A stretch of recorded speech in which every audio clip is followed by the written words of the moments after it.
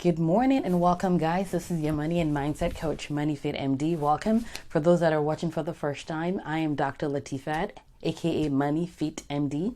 I work with women physicians to help them stop being overwhelmed with their finances. I help declutter their money and their mind, really. And the goal is that we would all love ourselves and we would all love money and use it the way that it should be used, which is a tool, right? It's not you. It's not who you are. It's separate. It's not your net worth. It's not your worth as a human being. The bottom line is that this is the tool that we've been blessed with, and I believe that we can all do a lot of good with it. So welcome and thanks for tuning in today. So I wanted to answer a question that's been a lifelong question, generational question, never going to go away kind of question. And it's a question of whether we should pay off our student loans or we should invest. I get that question every single time. Every time I do Facebook Live on a group or I do a webinar or anything like that, it's always those questions. Should I pay off my student loans or should I invest? I'll tell you what I did and I'll tell you what I recommend. And there are two different things. The thing is this, the worst thing you can do is nothing. Nothing. That's the worst thing you can do. If you're paying off your student loans or you invest in it, you are doing well. Right?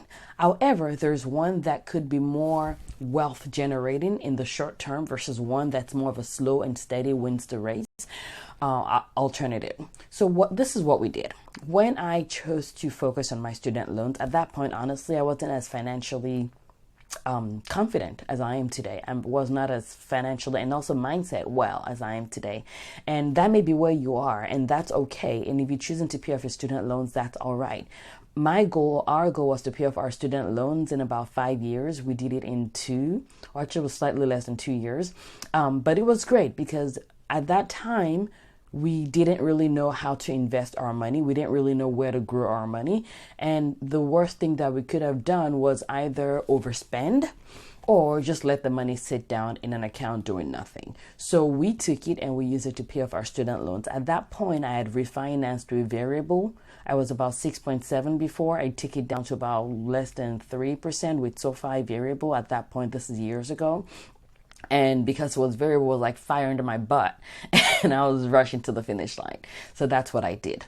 However, this is what I recommend for people. I say that it's important to understand that your debt is what you make out of it, right? Because the actual student loan by itself is just a neutral fact. What I mean by that is that someone could have $100,000 in loans and go, oh my goodness, this is amazing. I was up from $400,000. And someone else could have $100,000 in loans and go, oh, this is horrible. I have never owed this amount of money before. Same amount of money, but different lens through which you're looking at it. And that's really a factor of what determines what you're making out of it, right? So I tell people that the important thing is to make a plan for your student loans. Having a plan is probably more important than rushing to pay it off. So for example, if you have your student loan refinanced, if it's private, at a low interest, there really is no rush to pay it off. Yes, you get some peace of mind, quote unquote, right? Which is your sense of peace of mind is really based on what your thought is. You could argue that, yes, maybe you get some peace of mind from paying it off. However, what I tell people to do is if you have private loans, get it into a rate that is low, right? Refinance it. Currently, people are getting ridiculously low rates. This is 2020 COVID era. But go ahead and check to see, have I refinanced recently? If the answer is no, then go ahead and check what the rates are, what you'll be offered, and refinance your student loans. If you get it to a low rate, ask yourself, when do I really want to pay it off? I mean, yes, it would be nice to pay it off in 1 year, in 2 years, but really from a mathematical sense, 5 years is okay. 8 years is okay as long as you have a low rate. And what I want you to do is get into that mind of, once I decide what term I want to have it paid off within, it's done.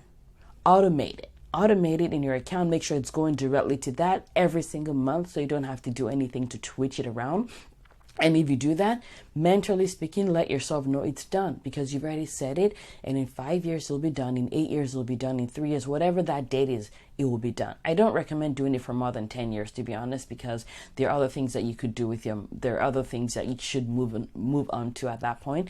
But I'll just say 10 years is a good amount of time for most of us to be done with our student loan. So make sure you refinance.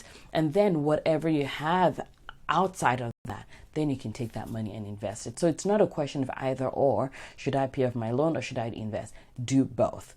Number one is decide how long you want to pay your loans for. Number two is refinance to the lowest rate you can find. And there are lots of companies, SoFi, Earnest, Elfie, Credible. Check all those out. Get a number that works for you. Refinance. And then automate it. That's number three. Automate it so that whatever happens, you'll be done paying it at the number of years that you wanted to have it paid off. And then invest the rest. Okay? So that's my answer to that lifelong question of student loans off or invest. I say do both. Why not? Right? All right, let me know if you have any question. Again, I'm a money and mindset coach. So if you have any questions or you think you need help with achieving your financial goals, you're having trouble with just figuring out what is it that's making you afraid, have fear, anxiety, discomfort about achieving your goals, let me know. I'd love to walk you through it together. It's moneyfitmd, moneyfitmd.com. Gmail.com, or just send me an IM. You guys have a fabulous rest of the week. Bye-bye.